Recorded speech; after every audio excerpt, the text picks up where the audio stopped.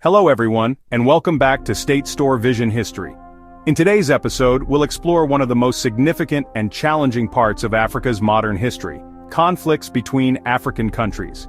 When people think of African wars, they often imagine civil wars inside a single country. And yes, Africa has had its share of internal conflicts, but what many people forget is that there have also been wars between African states themselves. Neighbors fighting neighbors, often with devastating consequences. These wars were not just about guns and armies, they were about colonial borders, political ambition, resources like oil and minerals, and ethnic ties that went beyond artificial boundaries. So, let's journey through history, looking at the major interstate wars in Africa, why they happened, and what lessons we can learn.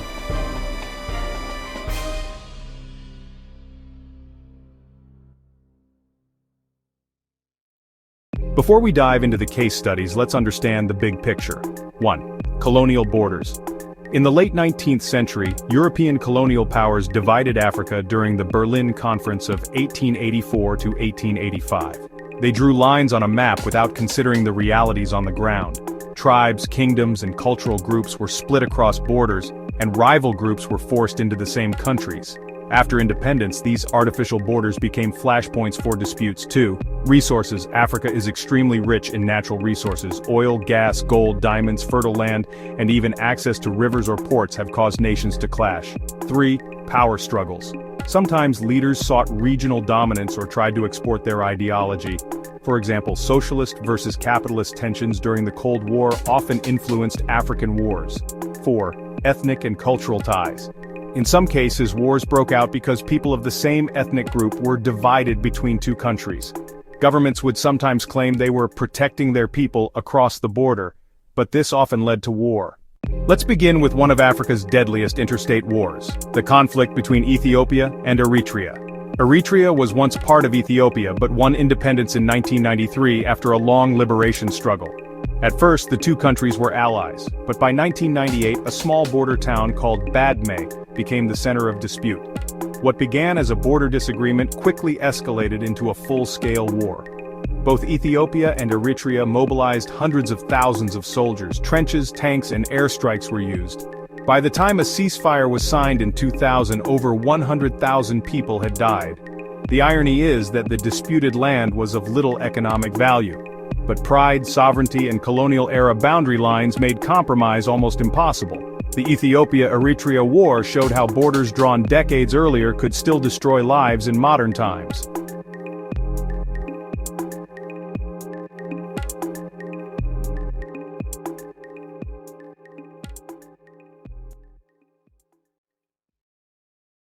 Our second example is the conflict between Sudan and its new neighbor, South Sudan. After decades of civil war, South Sudan became independent in 2011. This was celebrated worldwide as a new beginning, but within a year, Sudan and South Sudan were fighting again. Why? Oil. Most of the oil fields were in South Sudan, but the pipelines and refineries were in Sudan. This interdependence created disputes over revenue and territory. Border regions like Abyei became flashpoints. Even today, clashes continue. The Sudan-South Sudan conflict reminds us that new borders do not always bring peace. Instead, they can create new arguments over who controls resources. In the late 1970s, Africa witnessed the Ogaden War between Somalia and Ethiopia. Somalia claimed the Ogaden region, a desert area in eastern Ethiopia where many ethnic Somalis lived. In 1977, Somalia launched a full invasion. At first, Somali forces made rapid gains. But then, Ethiopia received massive support from the Soviet Union and thousands of Cuban troops. The tide turned, and by 1978 Somalia was defeated. This war was significant because it showed how the Cold War shaped African conflicts. The superpowers used African countries as battlegrounds for their global rivalry. It also left Somalia weakened, setting the stage for future instability.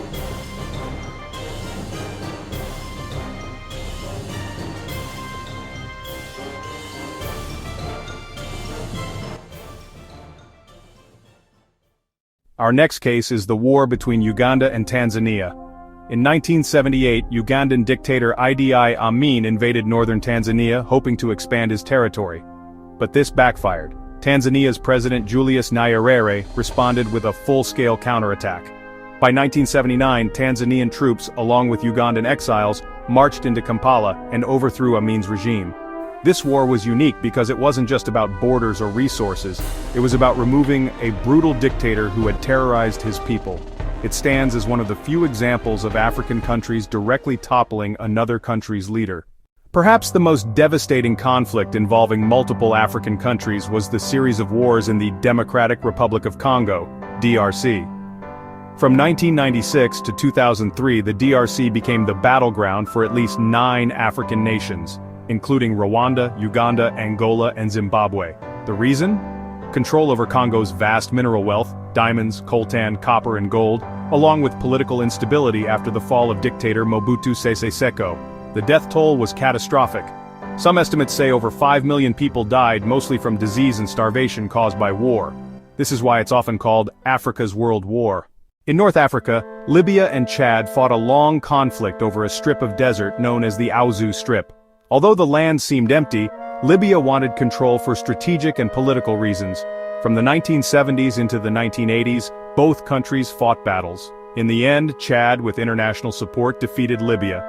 The International Court of Justice later confirmed the land belonged to Chad. This war shows that even in deserts with little population, national pride and strategy can lead to conflict. So, what can we learn from these wars? First, colonial borders drawn without local input created long-lasting disputes. Second, resources like oil and minerals often turned neighbors into enemies. Third, global politics, especially during the Cold War, worsened African conflicts. And finally, leadership choices mattered. Some wars were avoidable but fueled by pride, ambition, or dictatorship.